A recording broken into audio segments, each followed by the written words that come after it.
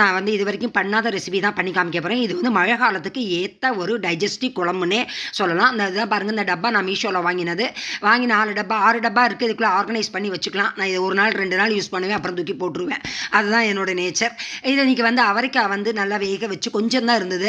அதனால் கொஞ்சம் நல்லா கட் பண்ணி வேக வச்சு தேங்காய் எண்ணெயில் கடுகு உளுத்தம் பருப்பு பெருங்காயம் வரமிளகாய் தாளித்து இதையும் போட்டு தேங்காய் போட்டு அவரைக்காய் பொரியல் எடுத்து வச்சாச்சு. கருவேப்பிலை குழம்புக்கு வந்து கொஞ்சம் நல்லெண்ணெய் ஊற்றி அதில் வந்து 1 ஸ்பூன் கடலைப்பருப்பு, 1 ஸ்பூன் துவரம் பருப்பு, இந்த கருவேப்பிலை வந்து 2-3 கொத்து, அப்புறம் வந்து கொஞ்சம் 4 வரமிளகாய், பெருங்காயம், கொஞ்சோண்டு வெந்தயம் போட்டு நல்லா வறுத்து அப்படியே மிக்சியில் வந்து நல்லா கொஞ்சம் மையாக அரைக்கணும். இது மட்டும் மையாக அரைச்சா தான் அந்த குழம்புல வந்து இது பண்ணும். இந்த குழம்பு வந்து மிளகு, கருவேப்பிலை எல்லா இன்க்ரீடியன்ஸும் சேர்றதுனால நமக்கு வந்து வயிற்றுக்கு ஒன்றுமே பண்ணாது. ப்ளஸ் டைஜஷன், ப்ளஸ் இந்த குழம்பை வந்து நம்ம வந்து 1 மந்த்து கூட ஃப்ரிட்ஜில் வச்சு நம்ம நல்லா யூஸ் பண்ணலாம்.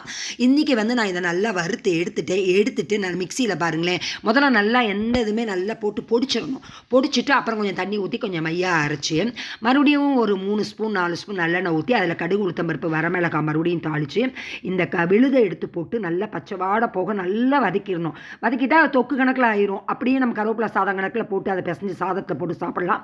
ஆனால் இன்றைக்கி நான் நல்லா எலுமிச்சம்பழம் அளவுக்கு புளி ஊற வச்சு நல்லா கரைச்சி ஊற்றிருக்கேன். இந்த குழம்பு வந்து கிட்டத்தட்ட 5 பேர் சாப்பிட்றப்பல நான் இன்றைக்கி வைக்கிறேன். இன்றைக்கி வந்து உப்பு, கல்லுப்பு போட்டால் ரொம்ப நல்லது. இதுக்கு கல்லுப்பு, பெருங்காயம், மஞ்சள் பொடி எல்லாமே போட்டு நல்லா கொதிக்க வச்சு நல்லா எண்ணெய் பிரிஞ்சு வர வரைக்கும் நல்லா கொதிக்க வச்சு எடுத்தாச்சு.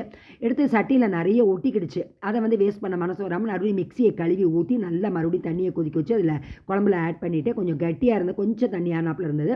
அப்புறம் வந்து இன்றைக்கி அவரைக்காய் பத்தாது போல் இருந்தது. அதனால் உருளைக்கிழங்கு ஆல்மோஸ்ட் நான் வேக வச்சு எடுத்திருந்தேன். 4 உருளைக்கிழங்கு அதையும் போட்டு ஆனியன் போட்டு உருளைக்கிழங்கு மசாலா, அந்த ரெசிபி என்னுடைய பழைய வீடியோவில் இருக்குது, போய் பாருங்கள்.